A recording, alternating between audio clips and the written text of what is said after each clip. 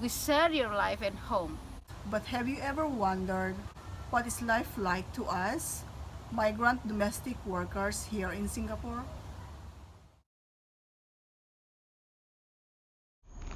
In Singapore, there are about 240,000 migrant domestic workers. These women come from countries like Indonesia, the Philippines, Myanmar, and India, where they leave their own families behind to come here and look after those of others. Local charity Home aims to empower migrant workers, and one way to do that is to give them a platform to share their stories. When the volunteers teach writing workshop with migrant domestic workers, we want to get to know them, understand their feelings. We like to brainstorm about concepts that touch us all, home, love and dreams. But we also write about the past that shaped us, the problems and hurdles that we encountered.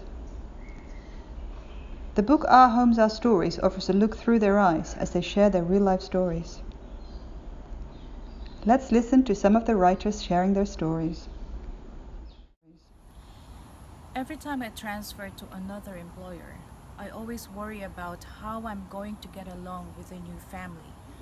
It is not easy for us domestic workers to transfer because we are a stranger moving into a family.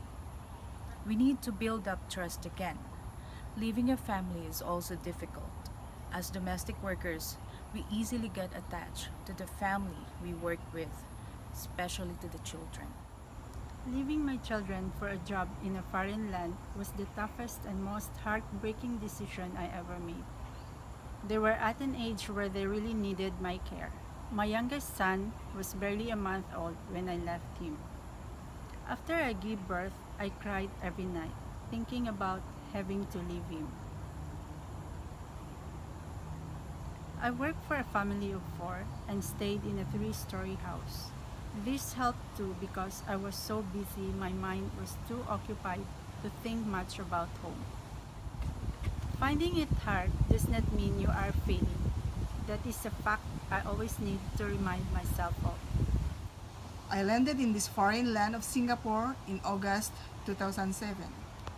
Coming out of the airport, I was stunned straight away by the beauty of the place. But the thing that nearly made me faint was when I heard I was going to have no salary for the first 6 months working here. It was going to be deducted to pay the agency. I had no idea about this. And closing my eyes, I bring up memories from my former real life. I remember my beautiful village, our family farm, where we plant coffee beans, bananas, and coconut to make our daily livings. We have durian trees as well. Working for the home help desk has made me realize I have a big dream. Helping others helped me to help myself. It gives me a purpose in life. I didn't know anything about the domestic worker right before, but now I want to speak up and share their voices. Being a domestic worker has never been in my dream.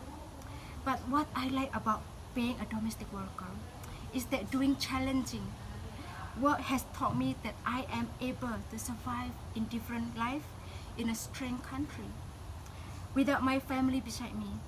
During those long hours of work, I started to have a dream and started planning for a better future. I am saving my salary and using the little spare time that I have to study to invest myself and my future. Being a domestic worker made this thing all possible. My great passion is being a teacher, and now I dedicated my life to sharing those lessons I have learned with others. And this is my story. In the Philippines, we live in a simple house which my father made for us, and it is made of wood. But throughout our efforts, we make it now a concrete one to protect us from the typhoon. No matter how much I have become accustomed to life in Singapore, there's no place like home. I really love my country. But the saddest part of my life is that by working in Singapore for all those years, taking care of all those families. I never had a chance to make a family of my own. If my father had still been alive, I would never have left my country. I would have been content and happy with my life in the Philippines. I would have earned less as a teacher, but I would have the freedom to do what I wanted and to have less stress. Freedom and happiness are priceless. Loneliness and sacrifice will be asked of you when you work abroad, especially if you're a domestic worker. As domestic workers, it is very important that we communicate with our employers. I know it is not easy to do, but that is the only way to balance our situation and solve our problems at work. It is important for our employers to know how we feel. They only know how we feel if we tell them. In Singapore, there are about 240,000 migrant domestic workers. Giving them words and a blank page to write their stories on empowers them with a new dignity and strength.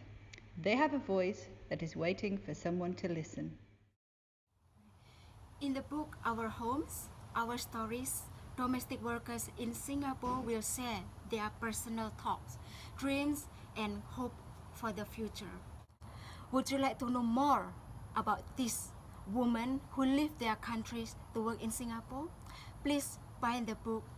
All the proceeds of the book go to home. Thank you.